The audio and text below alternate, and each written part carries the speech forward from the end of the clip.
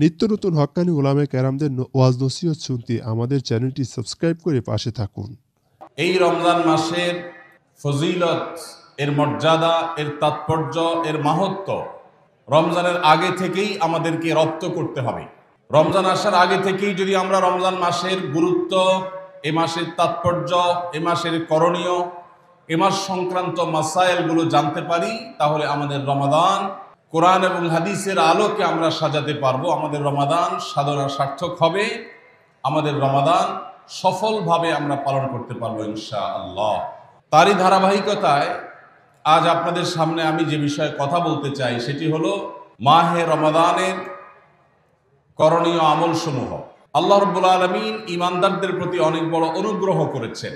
বছরের 11 মাস একজন ঈমানদার, জান্নাত প্রত্যাশী মানুষ জান্নাতের পথে এগিয়ে যাওয়ার জন্য যে পরিমাণ নেক আমল, যে পরিমাণ ইবাদত, যে পরিমাণ তাকওয়ার চর্চা করার কথা, শয়তানের প্ররোচনার কারণে, আমাদের ঈমানের দুর্বলতার কারণে, নানা কারণে সেটাতে আমরা পিছিয়ে থাকি। বছরের 11 মাস আমল এবং ইবাদতে আমাদের যে ঘাটতি হয়, আমরা যতটুকু পিছিয়ে থাকি, যতটুকু অভাব এবং শূন্যতা সৃষ্টি হয়, সারা বছরের আমল এবং ইবাদতের ঘাটতিকে পুষিয়ে নেওয়ার জন্য আল্লাহ রাব্বুল আলামিন দুটি বৃহৎ ইবাদতের মৌসুম দিয়েছেন আমাদেরকে। তার সবচেয়ে বড় মৌসুম আমাদের দোরগোড়ায় উপস্থিত, সেটি হলো রমজান মাস। আরেকটি ইবাদতের মৌসুম আছে বছরের, দ্বিতীয় বৃহত্তর ইবাদতের মৌসুম, যে সম্পর্কে আমাদের সমাজে খুব একটা জানাশোনাও নাই, সেটা হলো জিলহজের প্রথম 10 দিন, ইবাদতের আরেকটি মৌসুম। একজন ব্যবসায়ী যেরকম তার ব্যবসার লাভ লস পুষিয়ে নেওয়ার জন্য, অন্য সময়ের ঘাটতি পুষিয়ে নেওয়ার জন্য তাকে যেরকম কিছু সিজনকে কাজে লাগাতে হয়, তার যেরকম কিছু সিজন আছে, মৌসুম আছে, ঠিক একইভাবে একজন ঈমানদার মুসলমানের ইবাদতের ঘাটতি পোষাবার মৌসুমের নাম হলো রমজান মাস।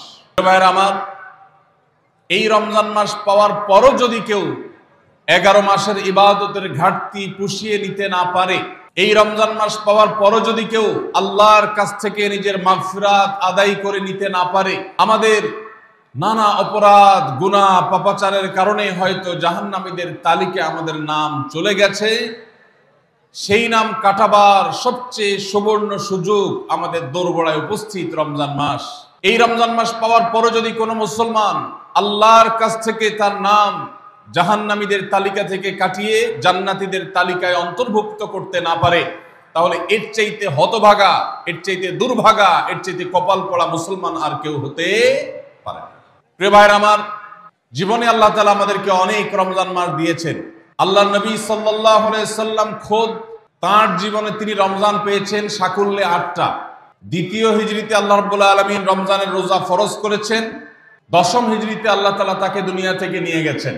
তাহলে সাকুল্যে সর্বোচ্চ 8টা রমজান পেয়েছেন আমাদের নবীজি সাল্লাল্লাহু আলাইহি সাল্লাম। কয়টা রমজান পেয়েছেন? 8টা। আজ গাবতলীর এই মাহফিলে আমরা যারা উপস্থিত আছি, আমাদের এখানে এমন বহু মানুষ আছেন যে তার জীবনে 40, 50, 60টা পর্যন্ত রমজান মাস পেয়েছেন। ঠিক না বেঠিক? সাহাবীদের অনেকে তাদের জীবনে মাত্র একবার রমজান পেয়েছেন। হয়তো ইসলাম গ্রহণ করেছেন রমজানের আগে, রমজান মাসটা পেয়েছেন, এরপরে হয় মৃত্যু হয়ে গেছে, আর না হয় জিহাদের ময়দানে শহীদ হয়ে গেছেন। একটা রমজান জীবনে পেয়েছেন। বহু সাহাবী আছেন 2টা, 4টা রমজান পেয়েছেন।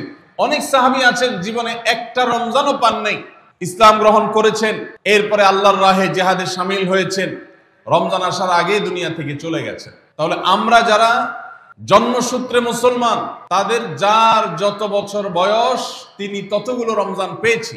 সাহাবীরা যেখানে মাত্র জীবনে 2, 4, 6টা, 8টা, 10টা রমজান পেয়ে তারা জান্নাত প্রাপ্তির দৌড়ে এগিয়ে গেছেন, আমরা জন্মসূত্রে মুসলমান হয়েও জীবনে 40-50টি রমজান পাওয়ার পরও আমরা অনেকেই জান্নাত প্রাপ্তির দৌড়ে এগিয়ে যেতে পারি নাই।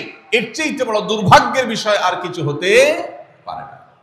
ভাইরা আমার, এই জন্য আসন্ন রমাদান আর কয়েকদিনের মধ্যে যে রমজান শুরু হতে যাচ্ছে, আসুন এইবারের রমজান সম্পর্কে একটা সংকল্প করি, শপথ করি, এই রমজান জীবনের অন্য 10টি রমজানের মতো কাটাবো না।